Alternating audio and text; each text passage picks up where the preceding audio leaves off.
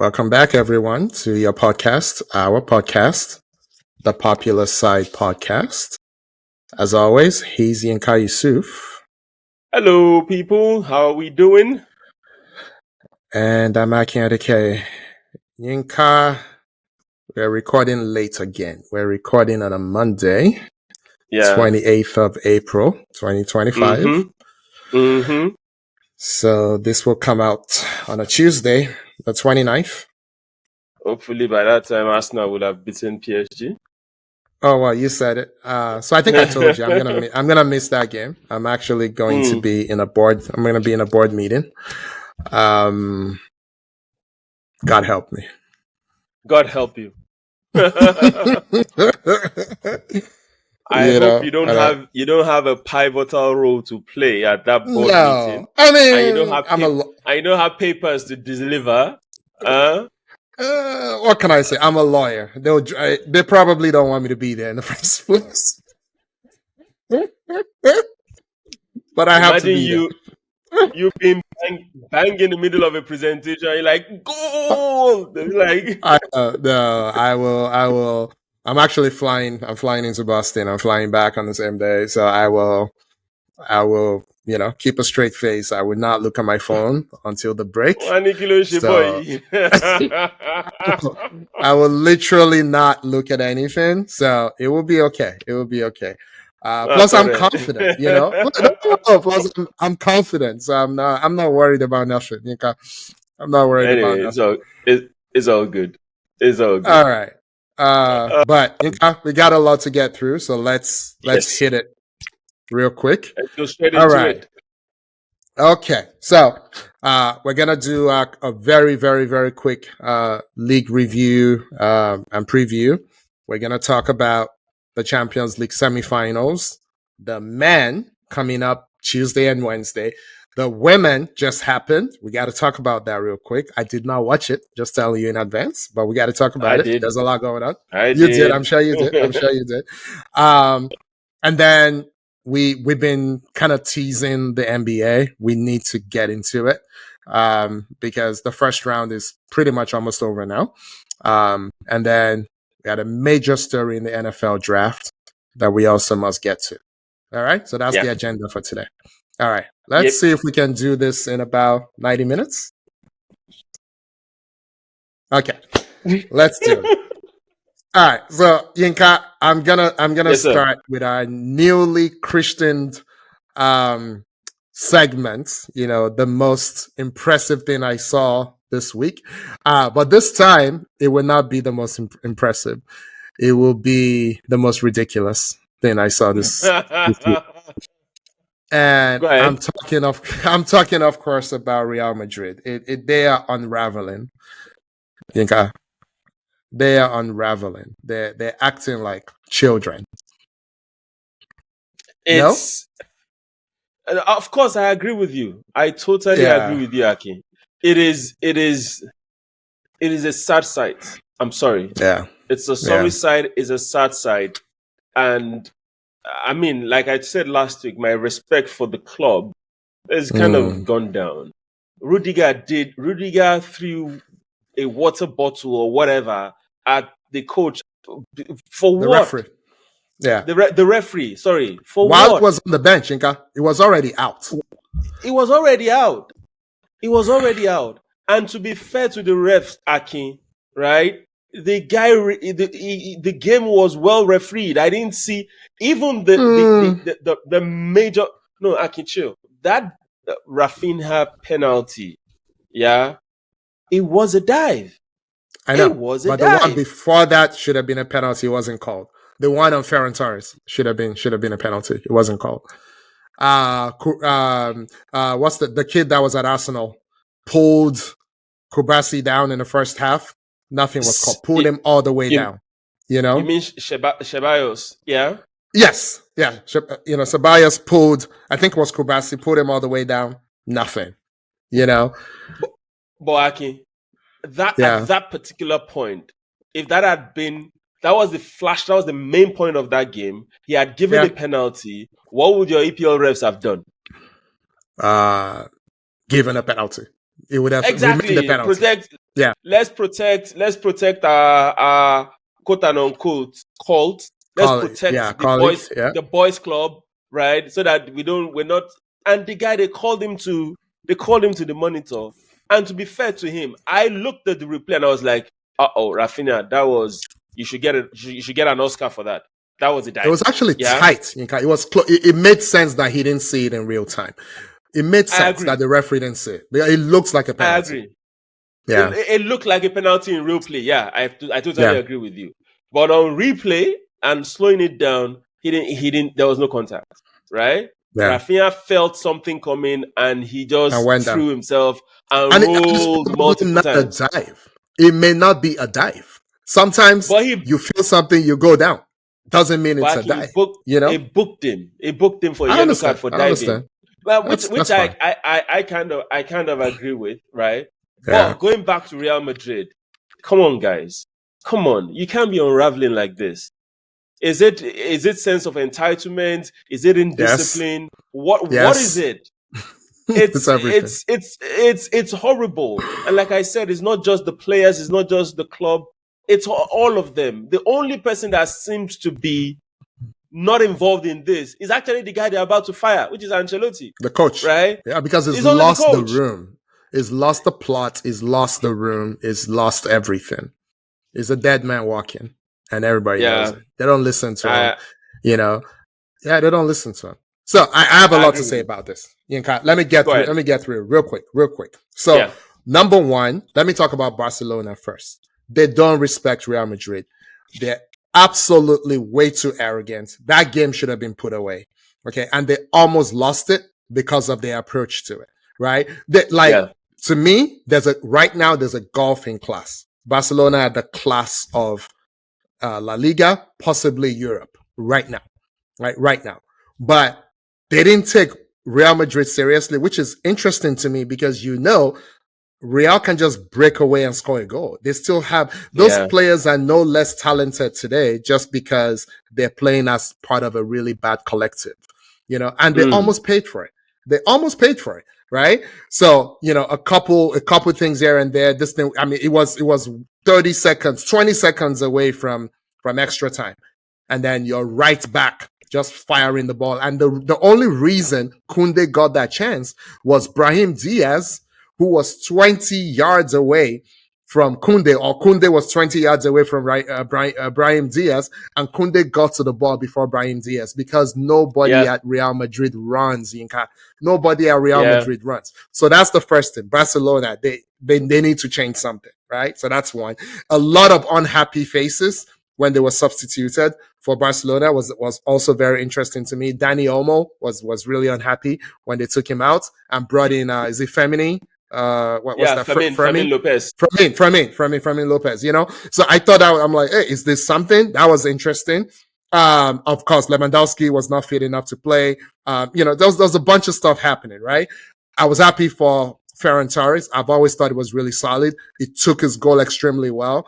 Courtois hardly ever makes mistakes. He had already kept them in the game. He made that one mistake. He came out, didn't get the ball, and Torres just had to round him. And this is my segue to Real Madrid and the flashpoint. Rudiger was being a warrior, which I appreciate. Yeah. He had, if you remember, he had his ties all like bound together with, bandages and stuff. It could not close down Torres. It could not close down Torres. It could not chase the ball. There was a chance for him to get the ball and clear it before he got to the line. And at the line, you could see him slowing down. Yinka, if you've been watching him for the last decade as we've been, you could see him slowing down, even in real time. And then when they slowed the tape down, you could really see him. Like, this guy should not have been playing, right? So I give him credit for the warrior mentality. And then you get on the bench, you take that frustration to the bench, right? A call goes against you. You throw a projectile onto the field. He gets a red card. What's the name of their captain? Their right back. Is it Vasquez? Lucas Vasquez, yeah. Vasquez gets a red card. And long overdue red card for Bellingham. Bellingham has become petulant, right? That first goal was all on him. It was like 20 yards, 20, 30 yards away from the play. He did not run. And I'm like, how are you like 22, 21 years old and you're not running? So, but then you see the good side of him when he gets the ball and he has this mazy run. But I'm like, you're a modern day kind of deep lying, kind of shuttling midfielder who doesn't defend. I'm like, what are we doing? It didn't defend, Yinka. It was shocking. It was shocking. So they need the whole. I don't like Real Madrid. I don't care if they implode, explode. Don't give a single toss. But this is the premier brand in world football, for better or worse. It doesn't matter my feelings. I'm facts over feelings. I don't like them, but they are. There's no club bigger than them, and they're taking everybody down with them. It was embarrassing, Yinka. Embarrassing. It was. And to your point, just to agree with you, the culture is so bad that it's the next man. They're pointing the finger to someone else. Oh, yeah. Nobody is looking in the mirror to say, my bad, that was me. Nobody, right? And it goes back to Bellingham also. Bellingham looking at everybody is like, nobody's tracking back. Why the hell am I tracking back? I'm also a star player, right? So whoever is taking over from Angelotti, most likely will be Xabi Alonso. He has his work cut out for him. Klopp. Oh, really? They're talking about Klopp. They're talking about Klopp. I think it's going to be Xabi. I think they might need Klopp. But go on. I think they might need Klopp. I will be shocked if it's not Xabi. But if it's Klopp, it's fine, right? Yeah. They have their work cut out for them. You know why? You will need to trim egos. No, trim is not the word. You will need to cut egos, right? Across board. Because even a regular Joe now thinks they're a superstar. Yeah? Which is bad. It's bad for the team. Yeah? You keep saying, what do you bring to the table and what do you take off the table? Only a few people. A team can only have at least 2 passengers, max 2 passengers, sorry. You can't have 3 passengers in your team. So you can't have a Bellingham, you can't have an Mbappe, and you can't have a Vini Jr. all being passengers defensively. It's not going to work. It's not going to work. It's not going to work. Anyway, good luck to them. We did say we have a lot to get to, so we have to leave. Yes. Inka, let's oh, by the way, that was the cup. That wasn't even the real Classico. That was the cup. There's a Classico coming up. There's another one coming up. Is it 12 or 13 days or whatever? The real Classico. I think so. The real one. Yeah. At Barcelona. The last time they went to the Bernabeu, it was 4-0. So Mary. Anyway, right. So let's go to the EPL, where congratulations, Liverpool. You did it. You did it. We don't give flowers on this show, but if we did, you would get flowers. Yinka would very much love to give you flowers. Liverpool have had a historic season. They've won the league with 4 matches to go. Now, because Liverpool people are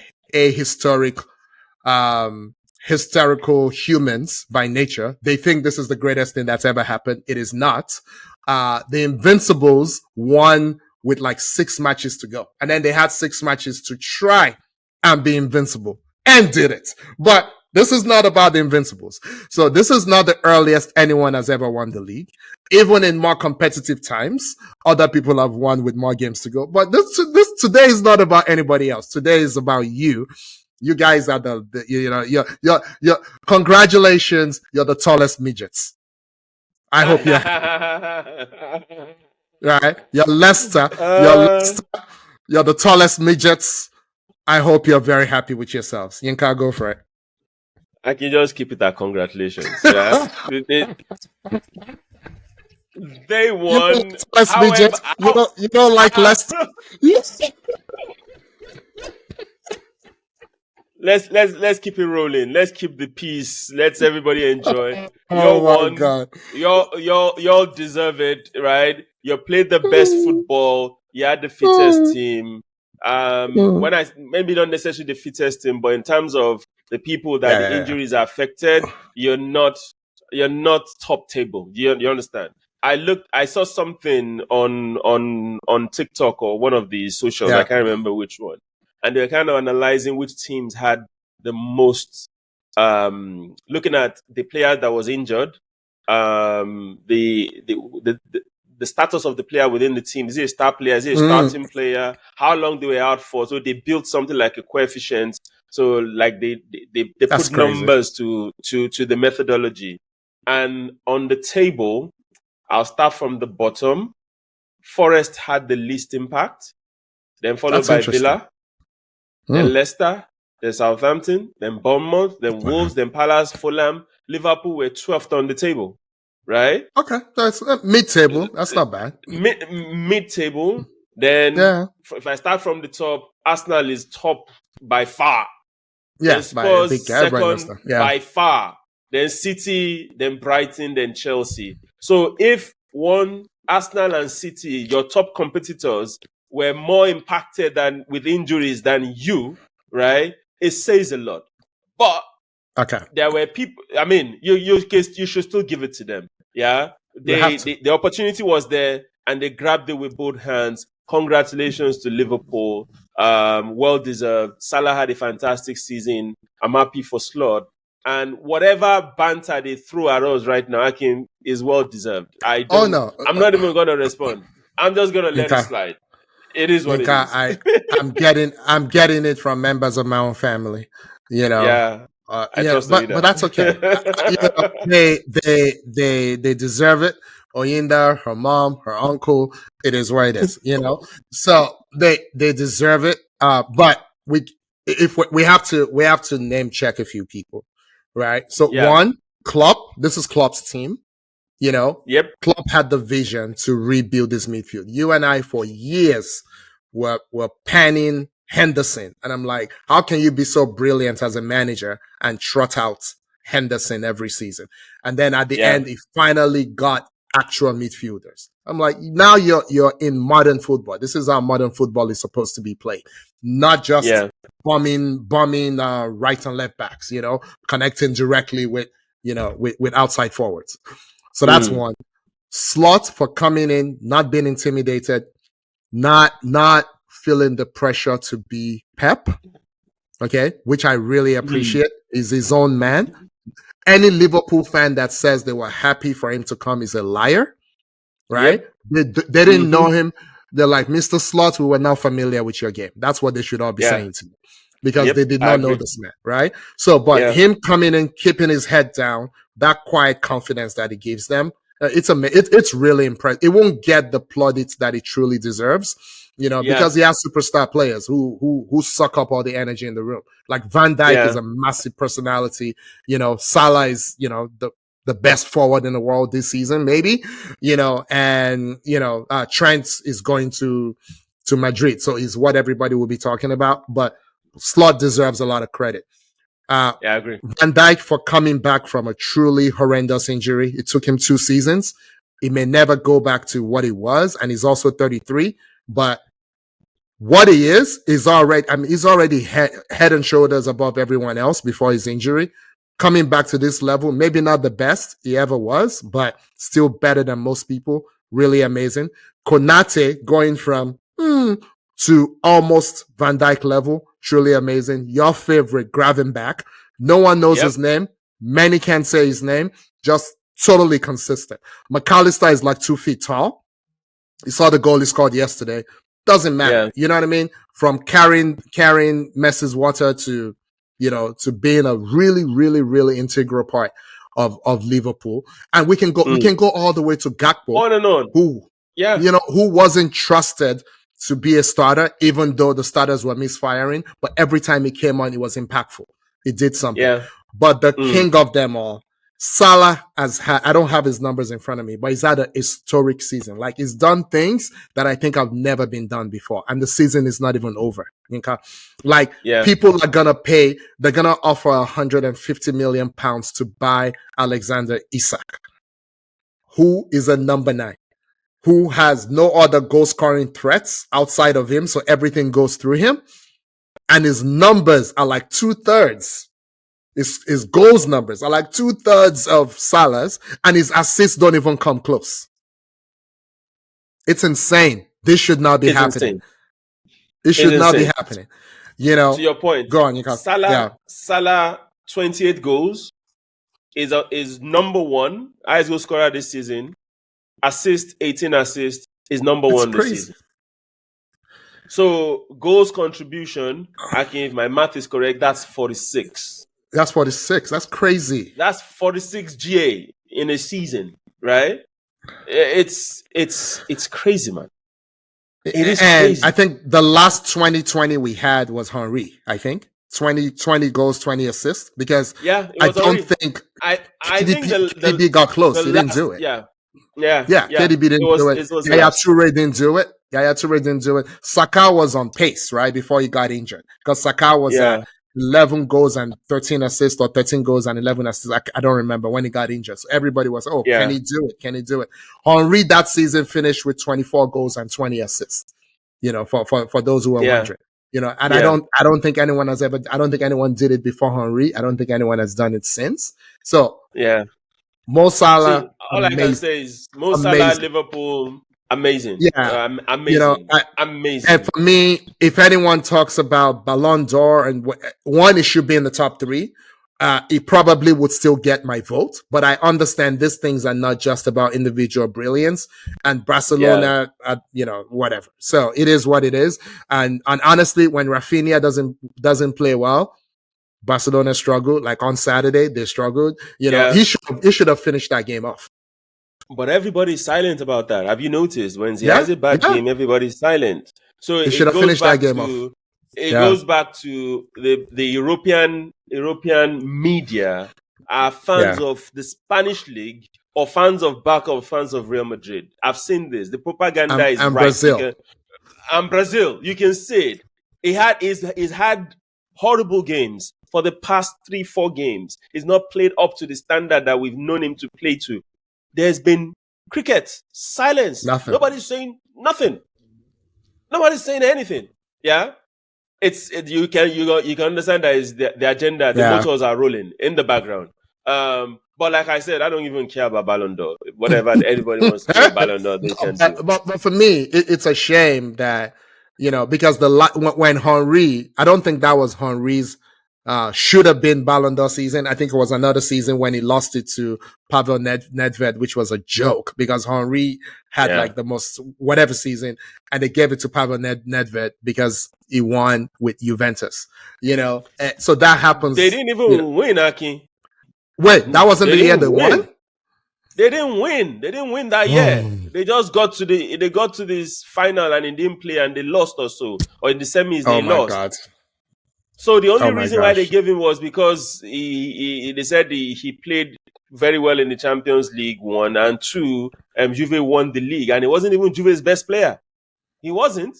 It was Del Piero. Del Piero. Yeah, it's a joke. And they gave it to him. It's a joke. Anyway. Yeah. So we're about to see it happen again. But Mo Salah, unreal, unbelievable, unbelievable. Yinka, I'm going to pass it on to you for 2 seconds to talk about officiating in the EPL. And then I'll come back on I'll talk a little bit about the officiating in the Copa Clasico that we saw. Yes. So the game, I can't remember which game it was. It was the Leicester game where Jamie Vardy conned the referee into giving a penalty. The keeper ran, it was a 50-50 with the goalkeeper. Vardy had no intention of playing the ball. He left his leg out, right? Kicked the goalkeeper in the groin and dived. And guess what happened? The ref gave him a penalty. And I was watching the replay. I'm like, of course that will be overruled. What kind of dubious play is that? And to my surprise, guess what happened? The ref pointed to the ref and said, yep, VAR vetted that. I'm like, are you people insane? It's like these guys have not played football before in their life. A penalty is not contact. I've said this before. You have to be brought down. You need to be fouled. Somebody cannot seek contact and dive and you give him a penalty. What is VAR there for? And like you say, ball don't lie. The penalty was taken by Vardy and Salah saved it. So it was Wolves. And Salah saved it, right? But I'm like, we've seen this 1,000,001 times. It has come to a situation where all these refs are interested in is protecting their fellow refs. The integrity is gone. It is gone. Dubious decisions. All you need to do is just say, dude, come and look at the VAR. That's all I need. It's your call, right? If you decide after looking at it multiple times, if you believe it's not a foul, no problem. If you still believe it's a foul, I just don't want you to look silly in front of the whole world. I think that's what should matter. If you're thinking of protecting your refs, you should help them make the right decision, not support the stupid decisions that they've made. However, you talk about the La Liga now, where we saw the complete opposite. Well, go ahead, Akin. Talk about that. Okay, so one, the referee that was, Yinka, help me look up the name of the referee from Saturday in the Copa Clasico, in the Barcelona versus Real Madrid Copa del Rey final in Sevilla. He had an issue, right? In his why La Liga referees at press conferences, I don't understand. But it was at a press conference, which would never happen in the EPL because they're never accountable. They don't talk about anything. And this gentleman broke down crying because he was talking about how referees are treated. People are calling him a thief, and clowning his kid at school and all kinds of stuff, right? And he got mad and he was insinuating that Real Madrid fans can be intimidating and the club and everything. So Real Madrid actually threatened not to show up to Sevilla and play the final, which again is insane. These guys are insane. These are the standard bearers for world football, for better or worse. The Barcelona fans are going to get mad, but they're several times the size of Barcelona. That's the reality of it, right? They are, it's like Man U, Arsenal. It's not the same. Man U is way up there in terms of size of and support. Arsenal is not. So these people were threatening not to show up. Instead of them to release a statement saying we don't condone, whatever. Kids should not have to hear this at school. Nope, that's not what they said. They took offense, Yinka, like they always do. So that was the backdrop. But what actually happened during the game, this man and his friends in the VAR booth decided they were not going to do VAR until like extra time. It took like 100 and whatever minutes for VAR to do anything meaningful. There were 3 penalties for that should have gone to Barcelona in that game. One of them, Ceballos brought somebody down. I keep saying it's Kubarsi, but I'm not sure. Nothing to see here. Wave on. Ferran Torres, they clicked his foot. It didn't slip. It landed on the floor. Nothing to see. And then 2 seconds later was the one that was overturned. Yeah. Right? Now, there were some things for Real as well. And there were fouls, but there was offside. So, nothing. There's nothing anybody can do about it. And there was one the foul was outside the box. It was a foul. It was outside the box. They took the free kick. They scored. Right? That's how Mbappe scored. But for me, it was a great thing to see that the referee went to the screen. He came back. He reversed himself. Not a problem. Which we don't see. Do referees reverse themselves in the EPL? No. Unless it's against Arsenal. You're funny. So, but anyway, did you find the guy's name? Because is a tongue twister. Is Ricardo de Burgos Bengochea. I hope I didn't just murder that guy's name. There you go. So it's Spanish. Interesting. It's Spanish. And then they targeted him. Mr. Rudiger targeted a projectile at him because why? Because of course that's what you do. Just unbelievable. All right, but Aki, this is bad optics for Spanish football in general. It's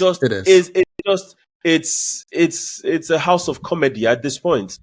Everybody behaving like babies, and you know the truth. Both of them get favorable decisions. I've said this 1,000,001 times. It's like the two of them against the rest of La Liga. Then when it comes to the games that is between the two of them, then they now start saying, "Oh, you get favorable calls." Madrid is complaining. They should go and look at all the dubious penalties that they've been given and dubious penalties that people they've overlooked for them. It's Yeah. just bad optics for La Liga. That's all I'm gonna say. Let's Okay. roll. Yinka, we're gonna take a quick detour to Ligue 1, which we haven't talked about in a while because there was nothing to talk about. But PSG had a chance to win a treble and go undefeated in the Yes. league, Yes. but they lost again. Who were they Yes. playing? And they lost to? Who did they lose to? Nice. They lost to Nice. Nice. Okay, so they lost to Nice. Yeah. So, do you think they were maybe not taking the game as seriously? They play Arsenal tomorrow. You think that's what it is? Oh, by the way, they're still 20 points ahead of Marseille in second place, and they've Yeah. already won the league by They've 20 already won points. the league. So what do you think is happening there? So Akin, I didn't watch the game. I caught, but I was interested in their lineup to see if they will rest players. I'll let you answer that. I'll just read out. I will read out the starting lineup for you and let you answer whether they rested or they did not. So this was PSG's starting lineup against OG Nice. In goal was Donnarumma. He will start, wouldn't he? Yeah. Okay. Right back Hakimi. Wow. Centre back pairing of Pacho and Marquinhos. That's the starting centre back That's pairing. the captain. Nuno Marquinhos is the Mendes. captain. Exactly. Yeah. Nuno Mendes left back. So that's their back four. That's their prime back four. Back five. They didn't rest Yeah. goalkeeper or back four. Yeah. Back five. Yeah. In midfield, they had Ruiz, Vitinha, and Joao Neves. That's their starting midfield. And up front, they had Desiree Doué, Osman Dembele, and Kvaratskhelia. Front three. So, Akin, this was their full 11. They didn't rest players. And I'm looking at Luis Enrique like, this is the madness. This is why Aki and I have a problem with you. What? Oh my God. But you got they were playing at home. They were playing at home and they lost 1-3 at home. Sometimes it happens because football is not maths, right? We've talked about this many times. There's a reason some people have professions as sports psychologists, right? Yes. Because there's just some things you can't rouse yourself for the occasion. You're not going into tackles as much. You're pulling out of tackles. Everybody wants to play in those two semifinal games coming up, and hopefully for them in the final. Yeah. And same thing is happening with Arsenal now. They're having bad league games, drawing or just barely winning, and then bashing up PSV and bashing up Real Madrid. Go ahead. Time out, Aki. I didn't watch the game, but before we came on earlier on this evening, I actually watched the highlights. Aki, PSG didn't take that game lightly. They did not. I didn't watch it either. They did not. Aki, just to give you an indication, stats, right? PSG had 32 shots on goal. 32. Nice had only 7. XG for PSG was 3.16. Nice had 0.96. They only scored 1. Aki, the Nice goalkeeper, whatever the guy's name is one of these Eastern European Barca. That's his name. Is a Polish goalkeeper. Barca. Yeah. The guy was making save after save after save. PSG came guns blazing. Which is why I'm shocked. Right?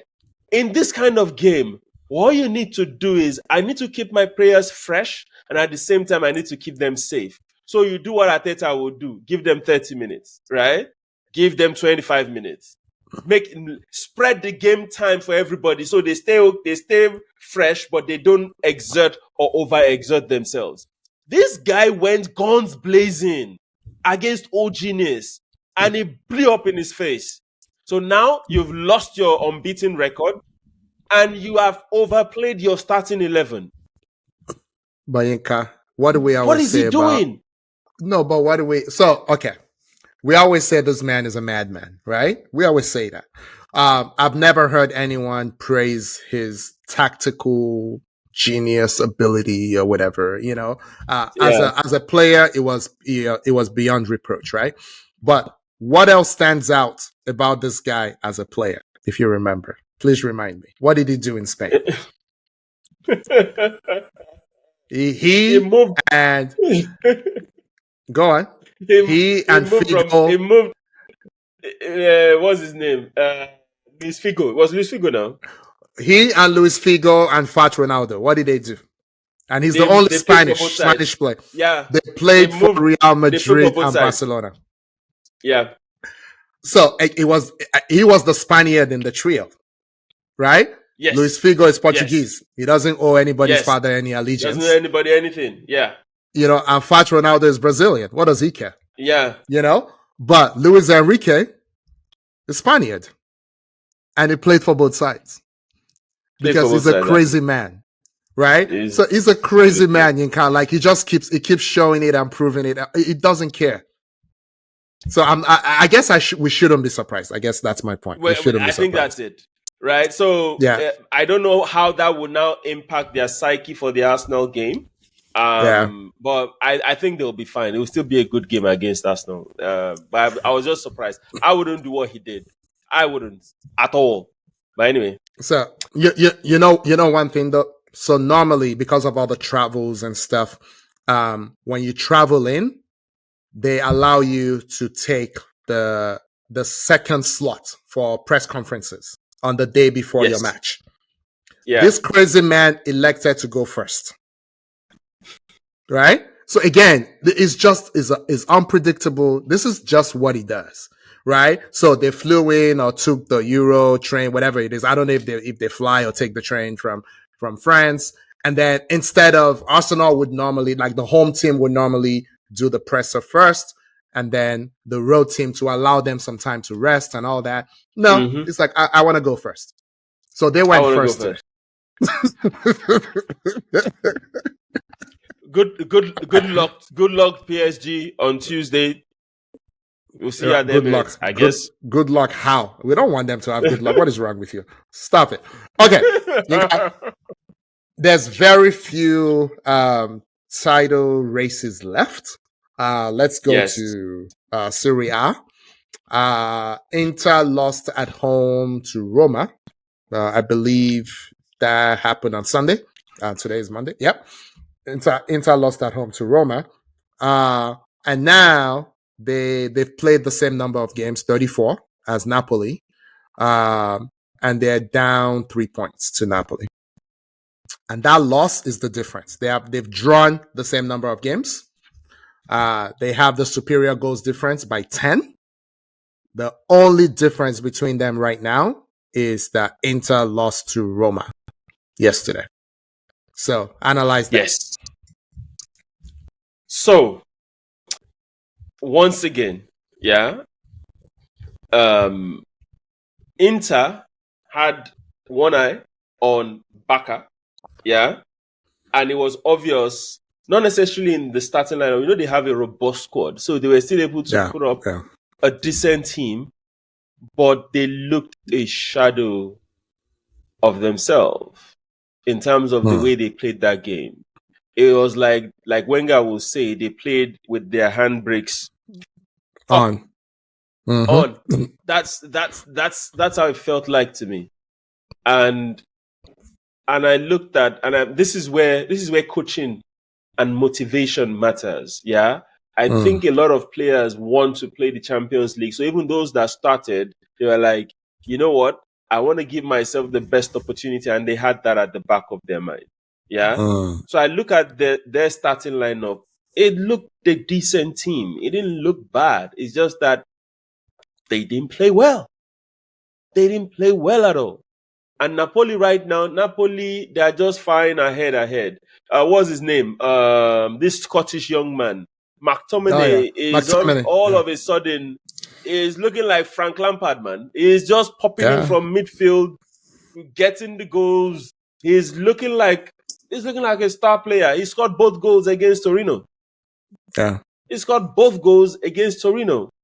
So right now, Inter still have some tough games to play, Aki. That's even the more. That's where I'm worried for them. So apart from what do you call it? The Champions League games that are coming up against Barca. Like if I look at the lineup here, Inter have a couple of games. Remember the last time we talked about this? I mentioned that Inter have a couple of. They're still away. They're away to Torino. Inter is away to Torino. Inter is at home to Lazio. Yeah. Inter is away to Como. Those are their last 3 games. I think we have 3 games. We have 3 games. You have 3 games or 4 games left. 4 left. They play 34. So they have 4 left. Yeah. Yeah. And I think their game next week is at home to Hellas Verona. So that's not a big game. Yeah, but their last 3 games are tough games. But if I look at Napoli is away to Lecce. Lecce is the bottom team, right? Napoli's next game after that is home to Genoa. Genoa is a decent team, but they're not in top 10. What else? Napoli is away to Parma. Parma is not in top 10. Yeah, and Napoli's last game of the season, Napoli's at home to Cagliari. Cagliari is not in top 10. So Napoli just need to avoid a loss, and Conte's done it again. So how is this happening, man? Okay, so a couple things. If they beat Barcelona, that helps, right? Because then they're like, okay, we have a month, because they'll play the second leg on May 6th. And then the final is 19 days later, or whatever it is, whatever that weekend is, the Champions League, right? So that would give them some time. Like, we don't have to worry about it. By then they'll have 3 matches left. I think you missed, there's a game between the 2 Barcelona games. So they have 4 coming up. They have, Verona, the Hellas Verona game. Verona. Yeah. So I think that will help. One thing though, what's been damaging is their last 2 games. And they've had a tough run, right? Because they lost to Bologna last week. Were they home for that? No, they were away for that. They were away to Bologna. So, Bologna scored in the 96th minute or so. Yeah, we talked about the last kick of the game. Yeah. Yeah, but then you now go home and lose to Roma. I mean, those are two tough teams that you could lose to, but if you're focused and you're Inter, you don't lose those back to back, and you're trying to win a league. Yeah. You don't lose those back to back. So, okay. All good? All good. Okay. So, Yinka, let's quickly do this. So, tomorrow, Tuesday, or likely today for those who are watching, on a Tuesday, watching the premiere, the first match, the first semifinal will be Arsenal at home facing PSG. And then on Wednesday, it will be in Barcelona at home. Barcelona's at home. Yeah, facing Inter. So, yes, very quickly, tell us what's going to happen and why. Okay, so Arsenal win, PSG. A win. I don't go into score lines. Arsenal should win the game. Arsenal will win the game, in my opinion. And Barca Inter, I think Barca win the game. Barca are riding, that euphoria of winning. Inter is they're biting their nails with the fact that they messed up. They might have messed up Serie A. So I think Barca takes the first leg against Inter. Yeah, so that's what I think will happen. Okay, so I'm going for Arsenal win, Barca win. What about in the overall tie? Who goes to the finals at the end of May? I think it's going to be Arsenal Barcelona. Okay, I've changed with what Inter went through these past 2 games. I don't trust them. I don't like where they are mentally. Yeah. Okay. I don't like where they are mentally.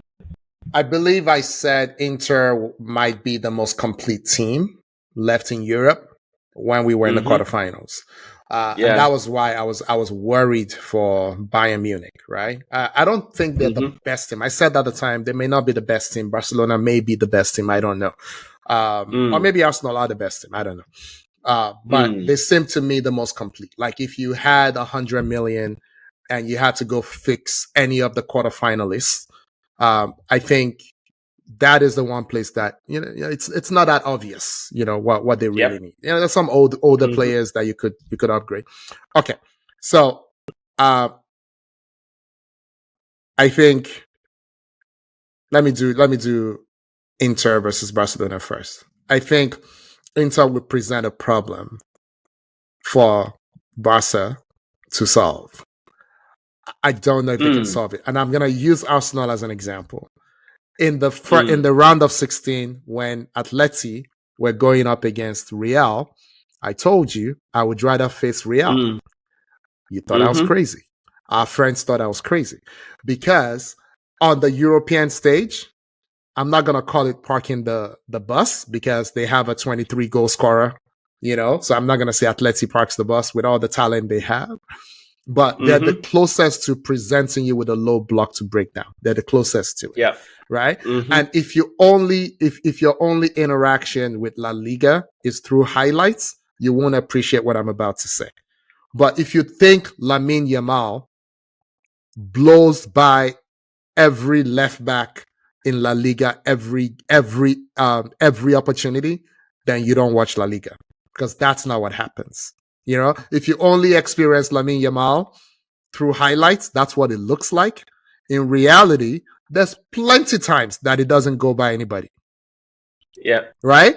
So that low block is difficult for everybody. Right? And Inter may be better at doing it than Atleti are. Inter may be better at doing it than Atleti are. Right? Because they play 5 at the back. Yeah. Oh my God. And they have super rapid outside backs when the time comes to bump forward. Yeah. And they play two forwards. Yeah. They play they play two forwards. Right? So for me, I think I had Barcelona going through before. Yeah. So just to agree, the last time we said this, I actually said I think it's going to be an Arsenal-Inter final. But these last two games, I don't think Inter's mindset. If they go to Barca and they turn things around, kudos to them. That means they're mentality monsters, and I will give it to them. But with what has happened to them, that loss to Bologna and that loss to Roma back to back, and the fact that they're out of the Serie A, I think they're not in a good place mentally. And that's why I'm giving it to Barca. Okay, so and with the euphoria that Barca has just had by beating Madrid up. in So I hope I'm wrong though. I think I'm gonna stay Barca. I think Barca will. I think so. I think I'm gonna stay Barca. And then the earlier one, obviously, I'm gonna go Arsenal. But before we leave this topic, Yinka, the women's final is already set. Barcelona beat Chelsea. Chelsea are the best club in England. The women's team in England. Barcelona beat them on aggregate 8-1. Yep. 8-1. 8-1. Yes. And then Arsenal beat Lyon. I think he ended up being 5-3 on aggregate, I think. Yeah, 5-3 on aggregate. Yeah. Well, Lyon had won in London, 2-1. Yeah, 2-1. And then Arsenal had to go beat them, 3-2? 4-1. 3-1, whatever it is. 4-1, sorry. 4-1. Can't do the math. And you watched it, I didn't watch it. But since Arsenal made that change in coach, it's just been unbelievable. Because I saw them live, I told you, in DC when they played DC Spirit or whatever the name of the local team is. I don't really know. The league here is a joke. So they change their names all the time. I can't keep up. And I'm like, oh, this is not bad. And then they started out stumbling, fired the coach, and now they're doing everything we thought they could do. They're coming back from behind. They're beating everybody. They're winning home and away. It's just ridiculous. So it is possible, Inka, that we get we already have a female Arsenal v Barcelona. We may get Arsenal v Barca male as well. Male final too. Let's hope that happens. Maybe it's written in the stars. But to talk briefly about the Women's UCL, which is the next topic, but just good segue since you brought it up. Rainy, I keep forgetting her son named Zegler or yeah, Schlegler. I yeah. sorry, apologies if Schlegler. I'm murdering this, Terrible, but terrible, since just it's awful. yeah, since she took over, right, she's tweaked the team significantly. Sleggers, The former Renee Sleggers. Sleggers, Yeah, Rennie Sleggers, yeah. yeah. The former coach, Elder, whatever his name was. Idaval. Yeah, Jonas Idaval. Idaval. Jonas Idaval. Jonas Hmm. Idaval was the team was kind of showing his personality, and they were kind of too soft in my opinion. Yeah. And he had favorites that even if they're not in form, they will play. Yeah. But since Renick took over, the team has changed. Right now, the back line is a bit more balanced. You have a left-legged centre back in Kate Lee playing centre back, along with the English captain, Arsenal legend in the making. That girl is going to be one of the biggest Arsenal legends ever. So the back four's changed. Midfield has changed. Rene's brought Mario Caldente, who is a Spanish international that was at Barca, Yep. that came to Yep. Arsenal. When Jonas was there, she was playing on the wing. Rene's brought her into centre midfield with Kim Little. And that has kind of balanced the whole team. Now, Arsenal is difficult to get off the ball, right? Ford on the left, the Australian international. Then Chloe Kelly, that was at City before. Chloe Kelly came on loan back to Arsenal, which is should I call it girlhood club now or boyhood club? Chloe Kelly is going to be playing in the Champions League final with Arsenal when she was literally thrown under the bus. Not literally, but she was thrown under the bus at City. This is an English international, and City just messed her up, and they said she's a cancer to the dressing room and blah, blah, blah, blah, blah. Since she took over and she's starting ahead of Mid. Mid is an English international, Arsenal legend. Jonas loves her, but Mid is not as... I love her too, but Mid is not as dynamic. She's not as energetic as Chloe Kelly. Chloe Kelly is the reason why Arsenal beat Madrid in the earlier round. It's as simple as that. Yeah? So the team is looking different. So even when they were down 2-1 to Lyon, I was like, this Lyon team is not spectacular. Arsenal has beaten them 5-1 before. No, I wasn't. Arsenal has beaten them 5-1 before, like a season or 2 seasons ago in the Champions League. So it's something you've done before. Just go there and go knock them out. And that's exactly what happened. I watched the game. A good game. Lyon had chances, not as if they didn't have chances. But Caldente, by far the man of the match, she was mercurial, scored a lovely second goal. Lyon collapsed completely. They couldn't bully Arsenal like they bullied Arsenal in the first game because Lyon have 3 black girls in front. Diane, Dumonet, and what's her name? This Haitian girl, I've forgotten her name. Zambian girl, Chitanga or something. Those 3 are rapid. Very, very rapid. Right? But that is Lyon. Lyon and Barca, they are 2 different, problems altogether. So we were talking about this, and you and Enro, Enro is a Barcelona fan, were like, "Oh yeah, this is where your run ends or whatever." And all I said was, "There's no 2 legs; it's 1 game. Yeah, it's one final. Anything can happen. It's Anything 1 final. Can happen. Anything can happen." And honestly, Renee doesn't lose. If I remember correctly, I think because she was Jonas's assistant, and then Jonas was fired. It was very controversial. He just woke up one day and it was gone.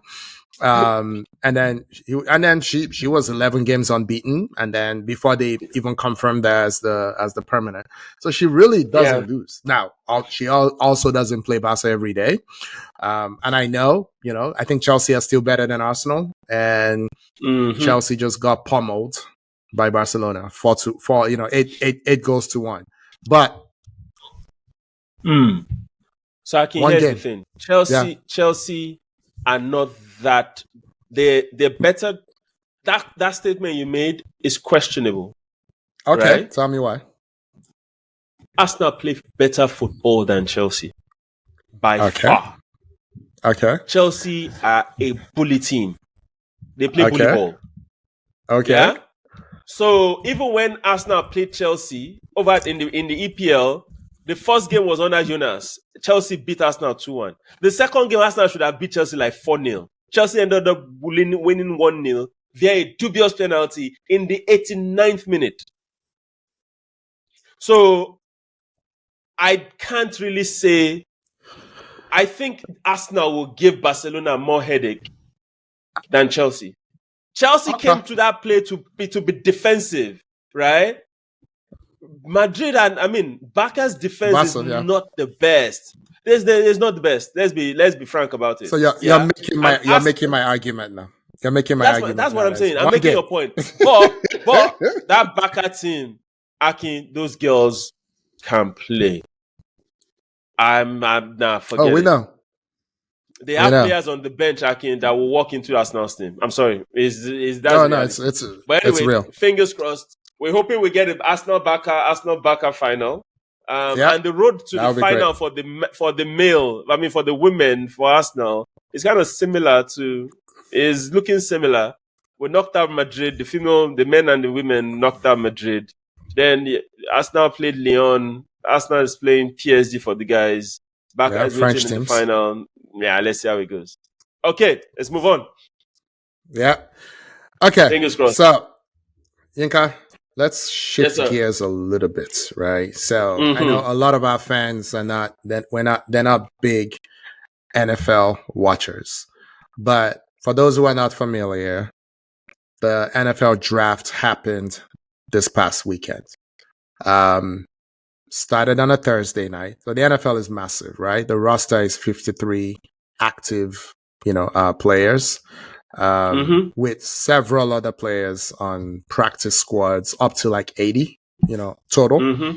And then many will be injured and inactive or whatever, right? So, there's 7 rounds, right, in the NFL draft.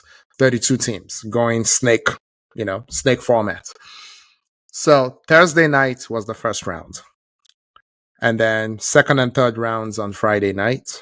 And then day 3 on Saturday was 4th to 7th. Why do we care about any of this, Yinka?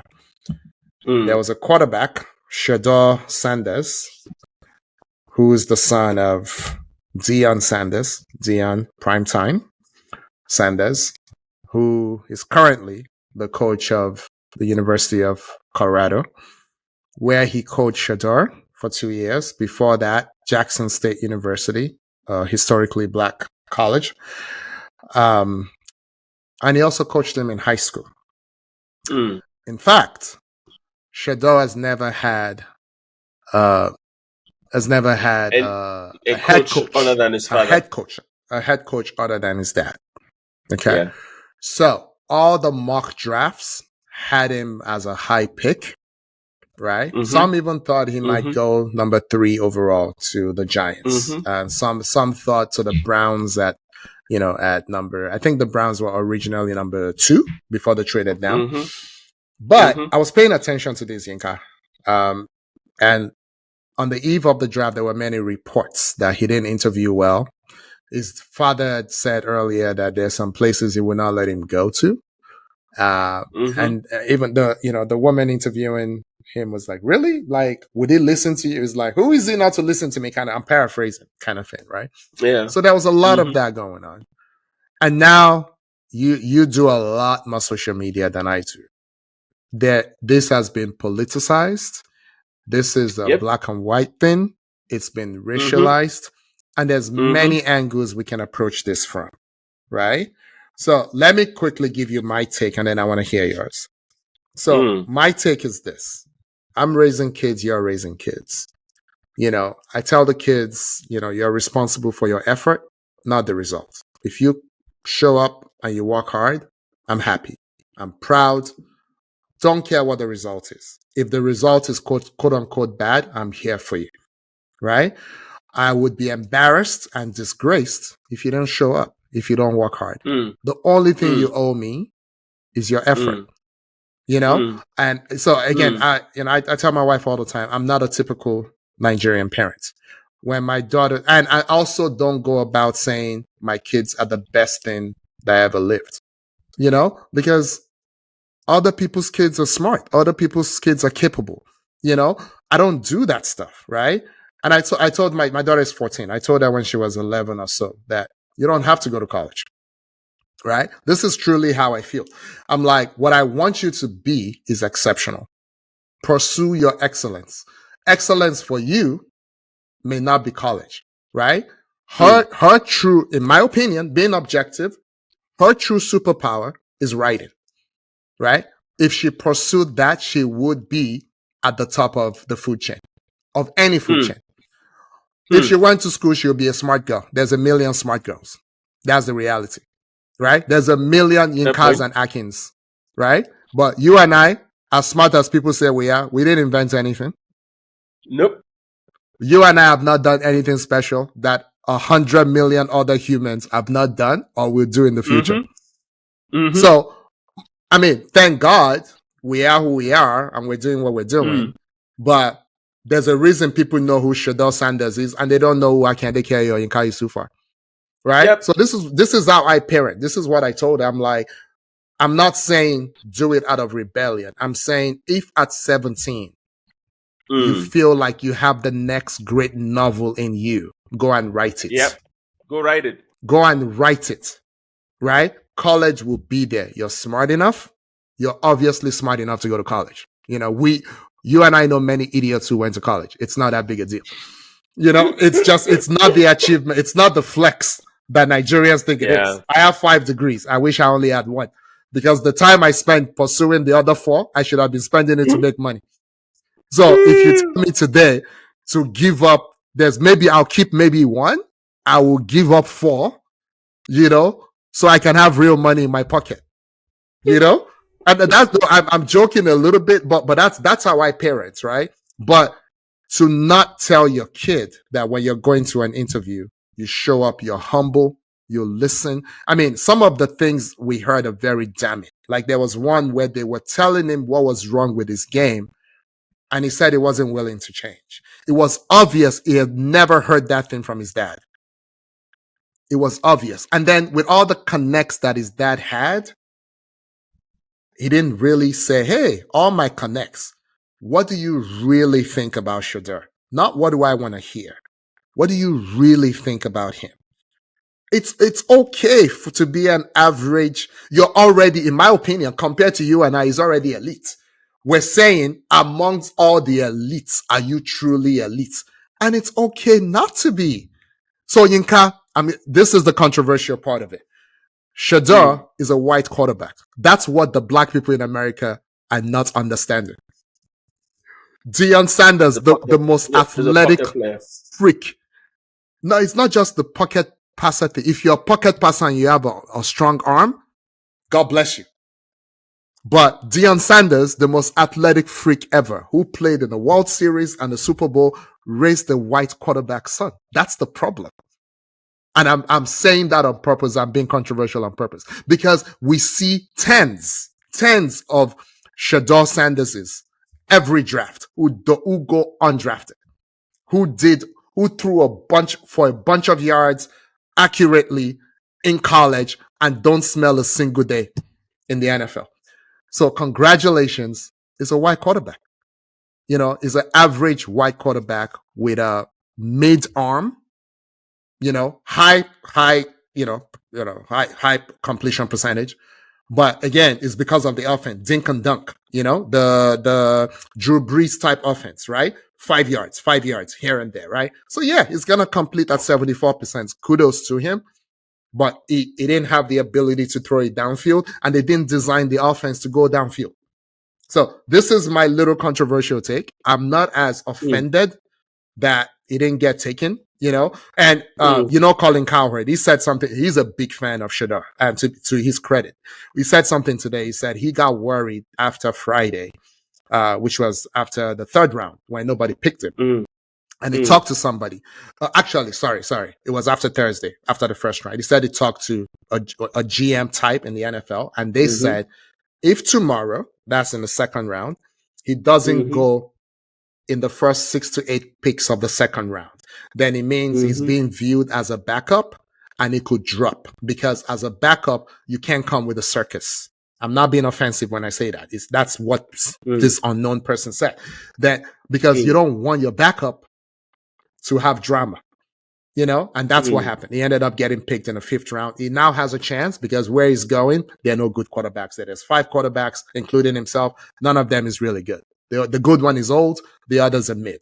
So he does have a chance. And the Steelers that everybody's talking about, what Colin said was, why didn't the Steelers pick him? His comp to them was Kenny Pickett. And they're like, we've done that before. That was our former quarterback. It didn't work out. We got him the hell out of there. And this guy is Black Kenny Pickett. So, okay. Well said. Some of the things you said I agree with, especially the Deion Sanders angle. Yeah. But there's some things that I also find. I'm not saying what you're saying is untrue, but I just find it very, very odd, and I find the timing very, very, very odd also. Right. So let's start with the Deion Sanders. Let's start with the Deion Sanders bit. Yeah.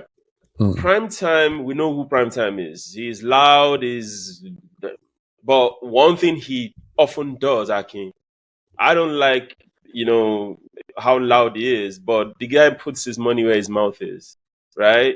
If he says he's mostly going to do stuff, right, he often gets it done. Do you need to shove it in everybody's face? Maybe not necessarily, but that's his personality. It's worked for him. It's created that persona. He's going to tie that persona to his grave. Good luck to him.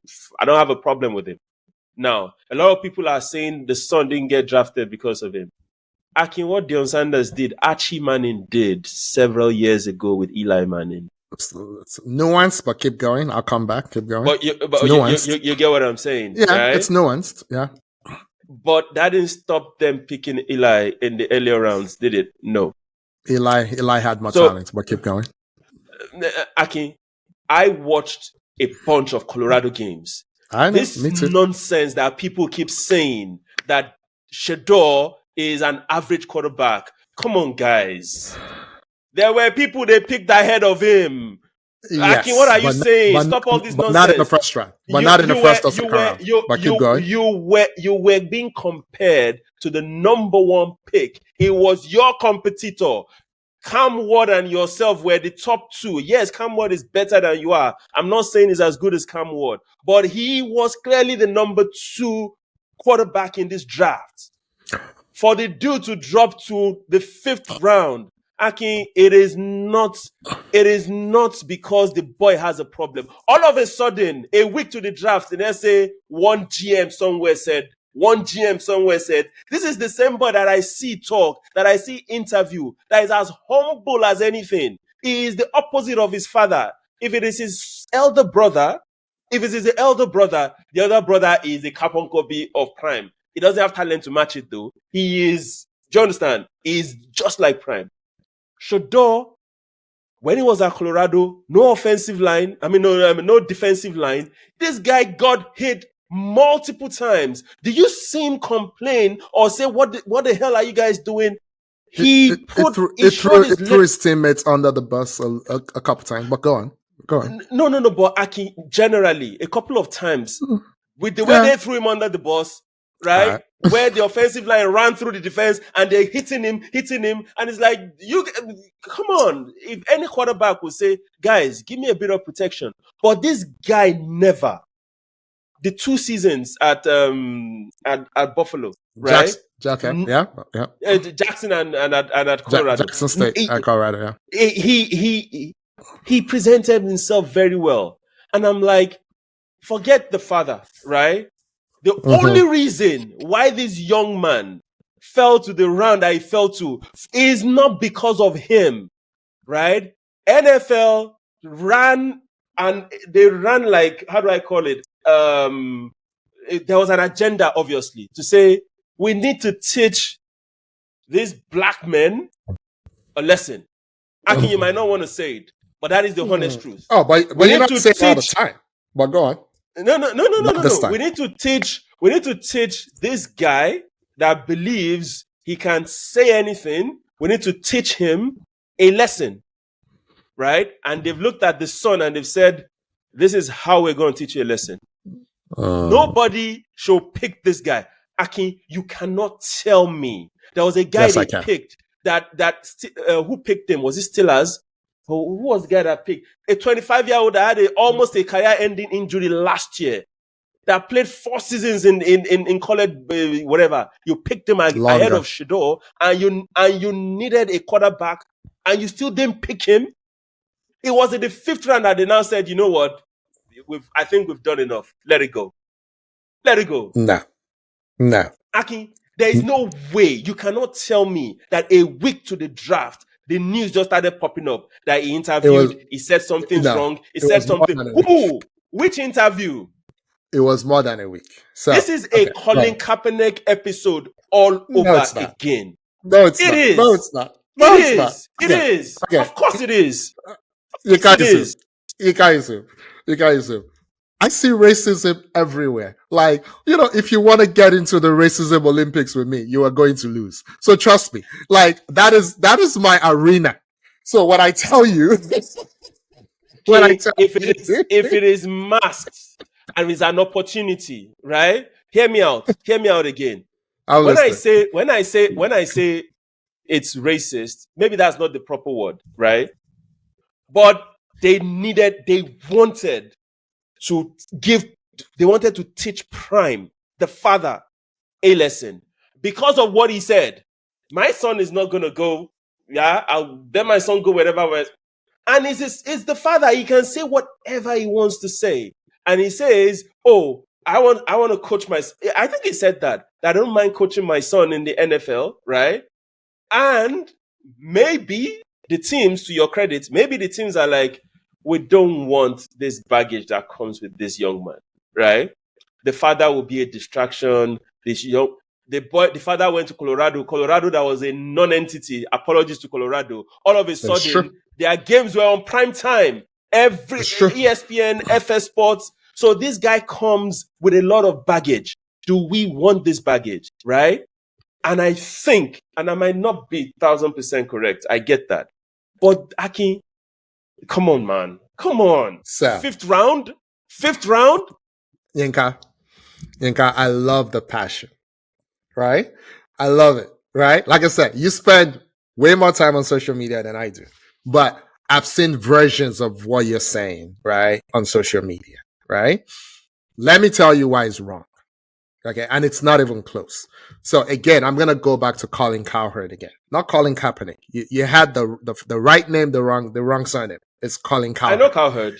No, I know. I'm saying you quoted the wrong Kaepernick. This is not about Kaepernick. You quoted the wrong Colin. Colin Cowherd has this theory. Is the Colin Cowherd stories are nonsense, by the way. Just hear me out. I can give you multiple takes from Colin Cowherd, and I'm like, are you smoking cheap stuff? What nonsense are you spewing? Well, go ahead. Quote Colin Cowherd. But he loves Shedeur. And even till today, he's defending him. As in today, Monday, the day after, his first opportunity since so he loves him. So he's not a hater. He loves him. But he's always, I've been watching him a long time, even since he was on ESPN. He has this hat backwards theory. Meaning, if you're a quarterback, don't show up to your press conference with your hat backwards. It's like any other position, I don't care. Right? The quarterback is is the statesman position. Right? It's an archaic way of thinking. It's ridiculous. But Yinka, I will give you 5 seconds. Name one successful quarterback that played more than one season that gives wide receiver energy in the NFL. It's hard. That gives wide receiver energy. That moves Jackson, like a wide receiver. Lamar Jackson doesn't fight coaches. No, he doesn't fight coaches. He doesn't come late to practice. He doesn't hold out. Fight coaches? No. I'm trying to make a point. No, Yinka, hold on. You didn't let me make the point. I'm giving you 5 seconds to name. So my point is that the wearing your hat backward thing, again, not because this guy does. Just give me 2 seconds to land it. What of this young boy that is at Tampa Bay that took over from, what's his name? Baker. Baker. Yeah, Baker How lost about Baker? jobs. That's the point. That's the point. He lost But he's still jobs there. He's in his fourth until or he fifth calmed season, isn't he? down. No, because it was a number 1 overall pick, and he didn't get a contract at the end of it. How the He hell didn't did he get a go number contract. one? It was a How the hell Heisman did he go winner, number wasn't it? one? No. You So, can't do that. Let's not get into that. Let's not get into that. The point is, you but don't he even. had this. He had obvious attitude issues that everybody overlooked, and they gave him the number 1 pick. Hold on, Yinka, because there was no one better Didn't than him he? that year. There was no But one he better than him had. that year. There was no Backing one he had, better yes than or him no? that year. No, yeah, no, Backing but he had. again, So are you telling me that all these people that they picked ahead of Shedeur are better than him? just wait now. Wait. Oh yeah, So land. there's I'm a not saying couple things anything happening. again, land. So it's the Yeah. wide receiver energy, the Rolexes, the all of that stuff, right? The talking back at fans, all of that stuff at opposing fans. The wide receiver energy. Wide receivers are supposed to be the troublemakers. Quarterbacks are supposed to study, right? So that's 1. 2 is this was a poor quarterback class after a historically good one last year. So this is what the experts are saying, Yinka. They're saying those top 6 quarterbacks that were picked last year would have been top 6 this year, and Cam Ward would have been maybe the 7th picked. Not number 7 though, but the 7th quarterback picked. So it's they're because really they've seen them play for a year, Akin. This no, is no, medicine no, after no, death. no, They've no, seen no, them no, no, play no, for a year. Ika, you're not listening. You're not listening. No, they're saying Okay. at the time of, they were telling us about Bo Nix. We refused to listen at the time. So one thing I will give the people who do this for a living credit for, please don't take your NFL talent evaluation from TV. Take it from the scouts. They won't say their names, right? Take it from the scouts, the GMs, right? They're not following the hype. They're looking at actual tape, and they don't always get it right. They won't always get it right, but they told us Bo Nix could play. We didn't agree. It wasn't flashy. We're like, oh, Bo Nix, what? They were right. He can play. And people are saying that Shedeur is like black Brock Purdy, black Bo Nix, and black people got mad. So I think what's happening, again, this is a very nuanced conversation. I hope you can actually hear what I'm saying, Yinka. Black people are not used to, black people are not used to, no, as in actually hear me, not physically hear me. Black people in this country are not used to seeing black athletes that are not athletic. So they're confused about this Shedeur thing. Is mid-athletic, is mid-arm strength. That's the reality of it. He's a white quarterback, and I'm using that as a pejorative. Apologies to anybody who is white. Is what we've always said, and now is a black man who has all the whatever blackness, but plays like Bo Nix. So it's literally like his ceiling is Bo Nix. So we're shouting all these shouts over Bo Nix. I've actually talked to black people who know a lot about sports. Who'll be like, why don't they want an athletic quarterback? But I'm like, he's not an athletic quarterback. He's actually not. He's just black. He's not athletic. He doesn't have the arm strength. His processing is questionable. He sits in the pocket, but his accuracy is amazing. But his processing is slow. Akin, these things that you're saying, you are over exaggerating his deficiencies. Akin, we saw this guy play. If he doesn't have in what system? Arm strength, does that mean he does not have Does that mean he doesn't have arm strength?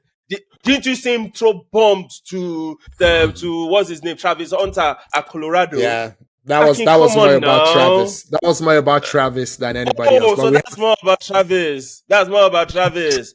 But Travis is louder. Travis is louder than Shedeur.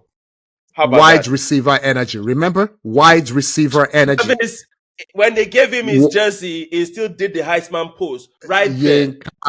Wide receiver energy. There's some things that are acceptable for wide receivers, some things that are not acceptable. But what the real question for you, Yinka, is the team, and we have to wrap. I know the team that drafted the Browns, right? The Browns. Yes. They also drafted a guy who may not be as good as him in the third round. Why did they do that? They said, one, Okay, go on. Go on. No, go ahead. Let me hear you. Yeah. Go ahead. Pretty much said once it became cheap enough, they didn't use those words. They had to come back. Once it became, what they know where it's ranked. And then once everybody else passed it, they're like, let's go back and get this guy. I think he's gonna win the job within the next year. I really do. No. Aki, you can't say that. You can't say everything you've said now and say he's gonna win the job. Who's gonna win the job? Shedeur or the other guy? No, Shedeur. Of the top of the five quarterbacks they have, they're not good. He's not good. They're not good. It's gonna be. You cannot say what you've said now and say he's gonna win the job. Then there's a mismatch. Jaden Daniel. All the nonsense scouting, right? There's a picked every. Okay. They picked a quarterback before him. One quarterback. Aki, time will tell. No, that is Cleveland. You're talking about Cleveland. Browns. Yeah. It's gonna win the job at that club. In the QB draft class, right? Yeah. Let me ask you honestly, right? After Cam Ward, in that QB class, right? Is there any other person that is clearly better than Shedeur Sanders? No, because it's a bad class, Yinka. We're saying this. It's a bad class. It doesn't matter. You are being presented the same options together. You pick one and you skip the second one, and you skip him because it's loud. All these things are hearsay. No, there's no fact to this thing. There's no fact to this thing. Yinka, it's a bad class. So instead of I think the Titans overreached on Cam Ward. I like him. I don't think he's a number one overall pick kind of guy. I like him. But they have decided that that's what they want to do. They need a quarterback. Yinka, honestly, how many teams really think they need a quarterback? It's the Browns, it's the Steelers, and it's the Titans that absolutely had to get a quarterback. And in this, there's no game-changing quarterback in this draft. The Steelers are waiting for Aaron Rodgers. See all those stuff you said about the black quarterback that is. It's excuses, Aki. Right? The guys at the top have looked to him to say, we need to teach this young man and his father a lesson, right? No. And we need to. No. So we have the unfortunate part is that Shedeur Sanders gave them the ammunition to do that. Right? They didn't but when he started getting to the 4th round, 5th round, I'm like, come on now, guys. Yinka, my trusty research. Right? I swear by the Athletic, right? I swear. Let me read something for you. This is from Mike Jones at the Athletic. Whether calculated or not, Browns GM Andrew Berry executed a masterful plan in the way he acquired Sanders. Hold on, Yinka. Hold on now. He had good sense. He had a good sense of where the quarterback rated. This is the important part. In the eyes of other NFL front offices, not in the eyes of the media, not in the eyes of Yinka Akin, in the eyes of other NFL. Who controls the NFL front offices? Hold on. Akin, why can't you see this? Hold on. Can I read this? Can I read it? Yeah, the eyes of other NFL front offices, and was content to let him slide while meeting more pressing needs. He drafted a slightly less productive quarterback, Gabriel, the one you were talking about, in the 3rd round, forcing Sanders to wait 2 more rounds, then traded up 22 spots to select him and make him the 5th member of Cleveland's quarterback room. Talk about a wake-up call. Now it's on Sanders to prove he's capable of exceeding draft placement and skill assessment. I'm not done. Hold on. The NFL has indeed seen some day 3 quarterbacks, including a guy named Brady, go on to win a lot of games and reach multiple Pro Bowls. If Shedeur plays this right, relegating Dion to dad/cheerleader, acknowledging how little he knows, studying and emulating the approach of former Super Bowl MVP Joe Flacco, who is going to be the starter, outworking Kenny Pickett and this Gabriel they picked in the 3rd round, soaking up every lesson from seasoned quarterbacks coach Bill Musgraves, and enlisting the services of a private coach like the well-respected Quincy Avery to refine his skills and processing, growth will follow.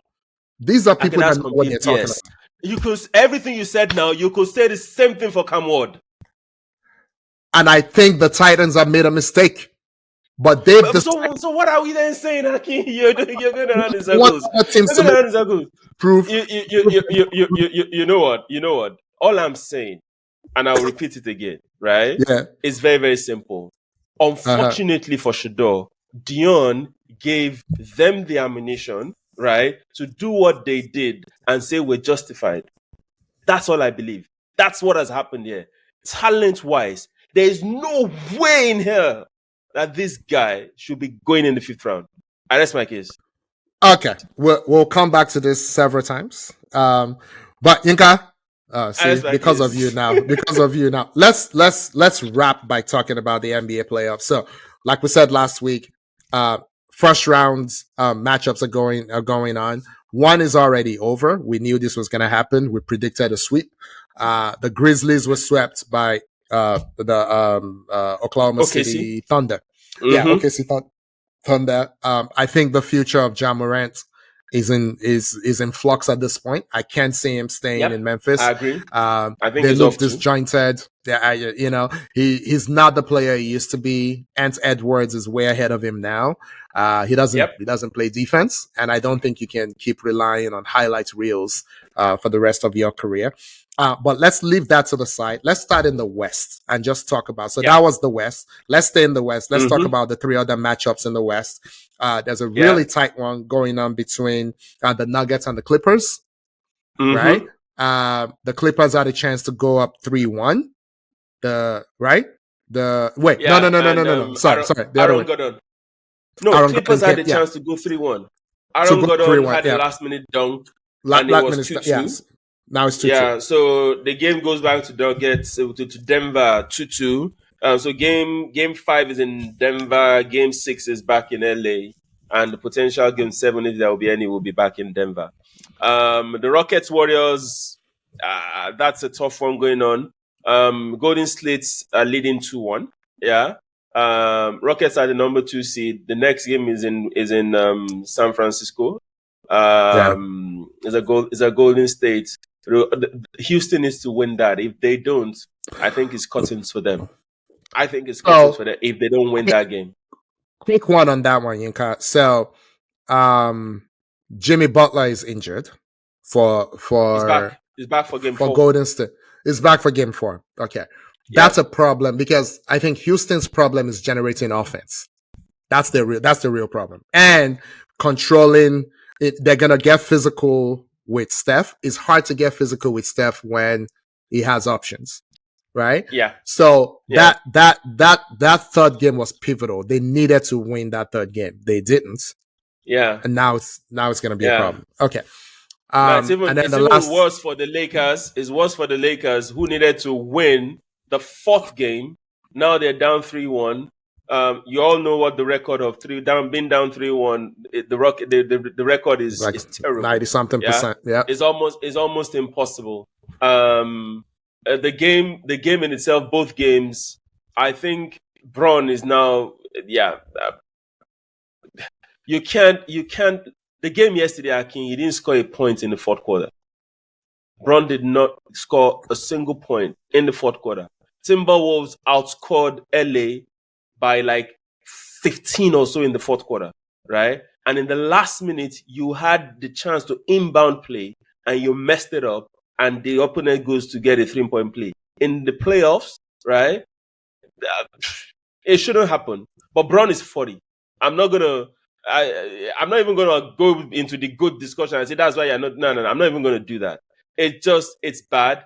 So Bron's inefficiency, Luka's immaturity, and also JJ Redick's, rookie coach tendencies, right? Because in the second half yesterday, he played only 5 players. All through the second half yesterday. He didn't make any subs.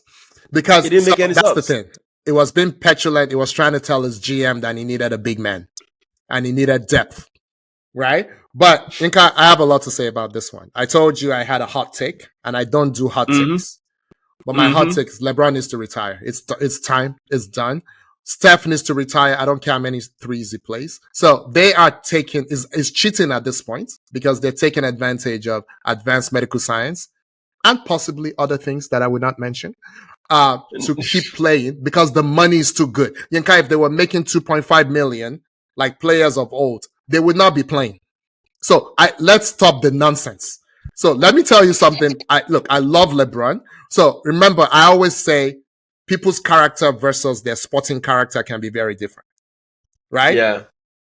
Kobe, God bless his soul, had terrible, in my opinion, terrible basketball character as a collaborator. Amazing basketball character as a performer. But Kobe is like Ronaldo when it comes to, I want to go get it myself. He doesn't want to pass to anybody. In real life, it was amazing. Look at all the stuff he did in real life outside of basketball. So when we talk about sporting character, it's very different. LeBron, basketball collaboration first, pass first. They had to beg him to shoot. In real life, narcissist, straight up narcissist. Dion, is like Dion, is like Stephen A, is like Trump. Me. Only I can do it in real life. So your sporting character sometimes is not the same as your natural. LeBron makes the right basketball play most of the time. But it would not leave. It needs to leave. It's done. It needs to leave. Because of advanced medical science, they will continue to cheat and cheat the game. The man, he made some defensive play. Everybody was like, oh, defensive play. Because we haven't seen it in 10 years. That's why. Look at Kawhi. Kawhi has not been playing for 20 years. All of a sudden he's in the playoffs and he's logging 30, 40 minutes. I'm like, oh, really? Kawhi? And it's because it's because the money is too good. If they were making NHL money, they would have walked. If they were making EPL or La Liga money, they would have walked. The money is too good. They're making NFL quarterback money and they're part-time players. It's a joke. It's a joke. And the problem is the young players can't come up. This is the problem of, it's like the political problem in Nigeria. At independence, our leaders were 22 years old. I'm slightly exaggerated.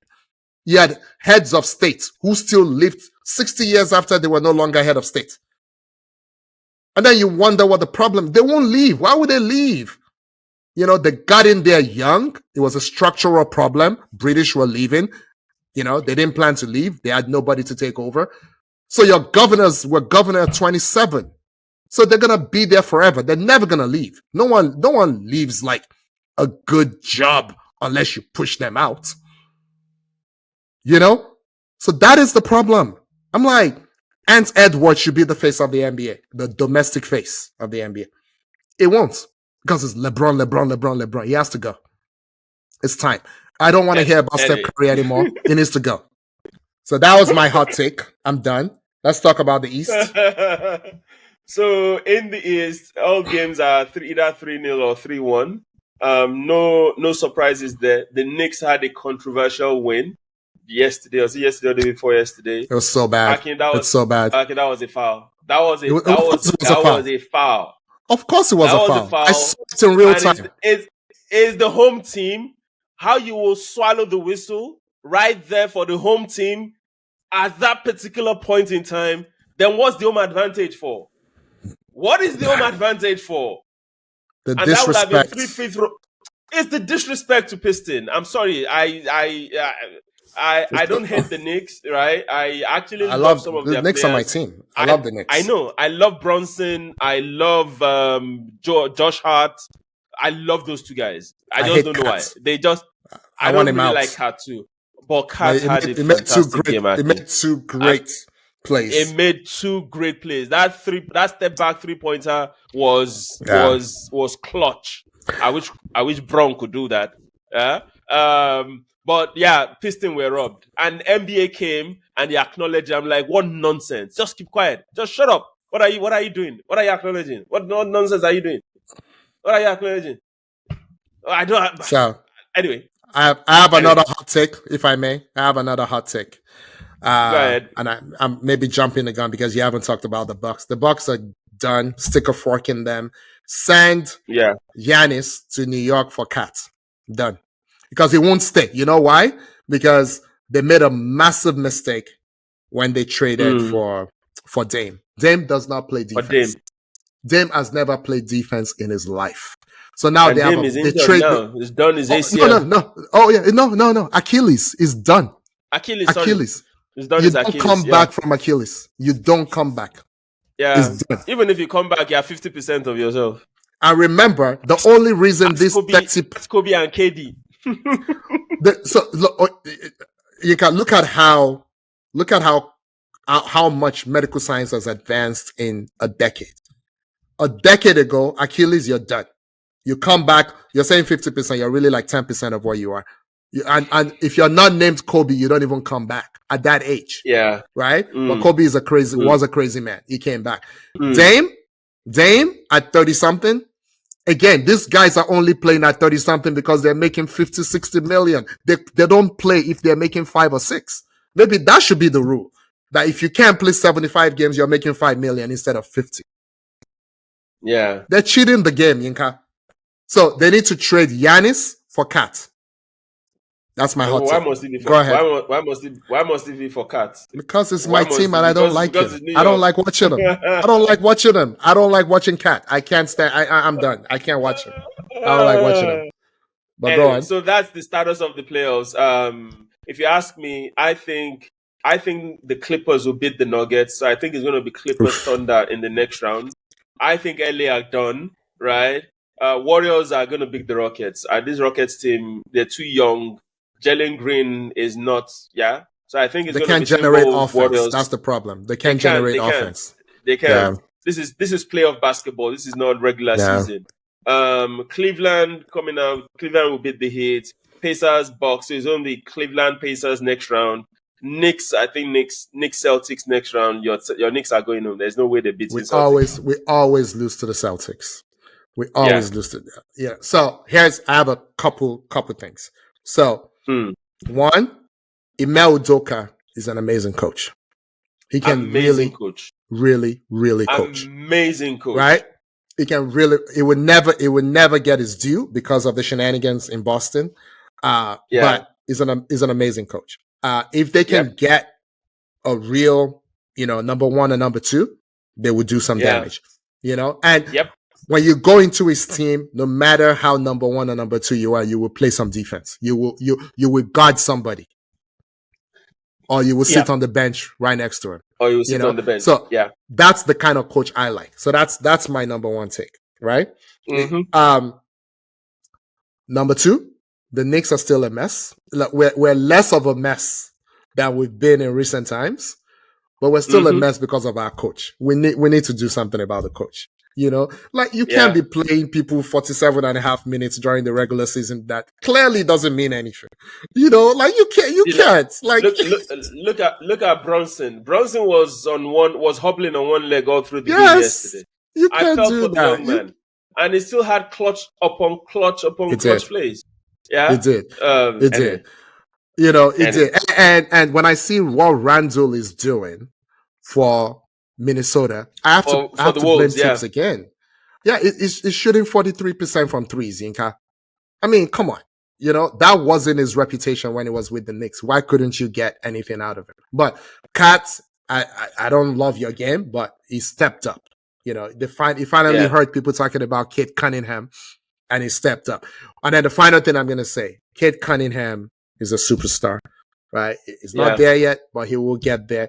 Paulo Banchero, same thing. Who do you think is better, Banchero or Cade?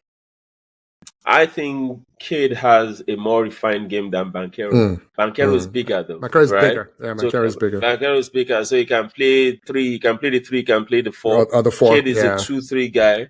But Cade's game is imagine Cade at Houston. That's kind of what they need. You can slash, you can shoot, you can. So then, Green is fine. Green is fine, but the two of them together would be really something. Green is like Ja Morant 2.0 kind of. Ouch. Right? I'm sorry. If he has the potential to be better than Ja, shoot better than Ja, but they focus on highlight reel and crossovers and. It's too much. At times, just keep it simple. If only Luka was a lot more athletic, right? Luka is I don't know how that guy does it. I'm sorry. He's like a slug, Aki. He's like a snail. And the next thing is under the rim. I'm like, can't you people just push this guy or stop him? He's so tricky. So do you understand? Yeah. I don't know how he does But it. I don't remember, know how he does it. he's also big, and he knows how to use his body, and he knows how to flop. Exactly. Let's call it what it is. Yeah. He knows how to Yeah. flop. They trained him well in Europe, in all the dark arts, you know. Yeah. They did. They did. All right. They did. Anyway, I brought How Bad we Donkey doing? of the Week last week, right? So I'm just Ooh. gonna wrap this week up with one. See the jersey I'm wearing. Why It's are you doing intentional. this? Why? I'm Oh wearing a sports gosh. jersey because I want to label them Donkey of the Week. I know Liverpool has won the league. I know you have a cup game coming up midweek, but Spurs, come on, 5-1. That's too much. And if Postecoglou. they Postecoglou, right? This is the worst Spurs. I just pray for you guys. I pray Spurs do something in that UEFA Europa League semi-finals, yeah, because you are on the verge of having the worst season ever by your club, right? The style of play, the culture of the club, the nonchalance of the coach, the condescending nature of his press conferences, Akin, it is You don't enjoy them? I'm embarrassing. kidding. I'm kidding. Oh God, it's embarrassing. Yeah, it's embarrassing. So Spurs all together, right? You're my donkey of the week. Yeah, I intentionally didn't talk about y'all because I wanted to bring this up here. You're my donkey of the So week. Do better I next season. Do better next week, and do better next season. I hope they keep Ange. I hope they don't do better. I hope they keep buying attacking players who are half cooked, half baked. Yeah, I just the hope wicked they, soul. I hope they move their high line all the way to the opponent's half. Why not? Or Let's the be opponent's 18-yard box. 18 bucks. Everybody's so creative. Let's all be creative. Let's call him a genius. And then he will ship 70 goals next season. So I hope they keep him. And then put a terrible goalkeeper. At the back. Sell Harry Kane. Just keep doing all this stuff that just don't keep make no doing all the hard sense. things that you've done so far. Anyway, okay, you know. All right, you take us let's out. call You it take an us out. evening. Yeah. Guys, thanks once again for listening to us do what we love doing. We really do appreciate it. Please continue to support us across all platforms. Like, share, subscribe, tell your friends about us, send us questions. We've not had questions in a while. Yeah. Send us Sure. questions and we're more than happy to tackle them and discuss them. Please, once again, we are across all platforms, TikTok, Twitter, Instagram, and more importantly on YouTube. We need to get our subscriber numbers up to 1,000. Still We baby do. steps. Akin, today is the 60th episode, I think. I think you might be right. Yes. Ooh, dang. Today is the That's a 60th lot of episode. talking. That's a lot of talking. It's a lot of talking. How And do we not this run is out of stuff to talk about, Yinka?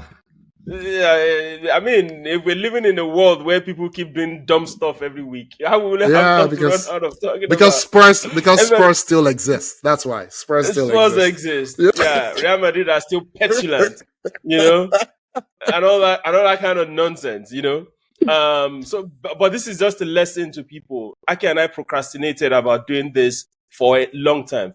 Sorry, let me rephrase that. I procrastinated for a long time. Aki was ready. I procrastinated for a long time, but since we started, right, we've been at it, and I think we've only missed three weekends of not recording, for different reasons. So just a lesson to any young person out there: just start. You don't need to be perfect. Our first episode was Not mad. It great. was crazy. It was not great at all, right? But we kept at it, and we keep getting better every day. Even when we believe that we've gotten it down to the T, something we just throw spanners in the works, and we're struggling with technology, and we still manage to get something out there. Yeah. Yeah. And as you all know, this is not our day job. This is I wish something it we do was. for fun. I wish it was. This is Yinka something we do hasn't for paid me a fun. dime to do this. 60 episodes, zero naira and cover. What's happening? You know? Yinka hasn't paid himself a dime to do this. 60 episodes, zero kobo. No, but Any, you make a great point though. No, so and, yeah. Yinka has talked about this in the past. We're involved in other things. We have a football club. I have a beverage thing going on. I have other stuff going on. And the one thing I would say, Yinka, if the idea, and this is to everyone, if the idea stays in your head, right? It would just be in your head. People can't come to you with Absolutely. opportunities if you haven't birthed your idea. And Yeah. for those who are interested in entrepreneurship, this is what tends to happen. You set something up, it's really hard to set it up. But then once you set it up, you don't know what it's going to grow to be. It's like having a child, right? Yeah. Like when your child is a day old, you don't know what they're going to grow to be. They're a boy or a girl. Yeah. Well, in this day and age, you may not know, but that's a story for another day. But but that's all you know. You don't know. Are they gonna be loud? Are they gonna be quiet? Are they gonna be creative? Are they gonna be, I don't know, math genius or whatever? And then life would, eventually your baby, in this case, your business, would tell you what it's gonna be. And that's when you start getting opportunities. So now, if I tell you, you and I, we talk about this all the time. If I tell you the kinds of stuff that people are coming to me to do with the beverage stuff, now you're like, oh, that's not what I set out to do. But the facility is there, and other people will see opportunity, to plug in and partner with you. So absolutely. So don't keep ideas in your head. Put it on paper. Yeah. Get it into action, right? And Yeah. just see how it Do goes, right? Yeah. And just keep at it. Keep at it. Yeah. So on that note, we'll be signing out. It was nice spending the last 1 hour 45 minutes with you guys. We really do enjoy it. Not terrible. Good luck to Arsenal tomorrow. Hopefully, by the time you guys are listening to this or you hear me saying this particular sentence, it'll be a win for Arsenal. Thanks, guys, and we'll see you all next week. All right. Thank you, Yinka. Thank you, everyone. We will see you next week. Goodbye. Bye.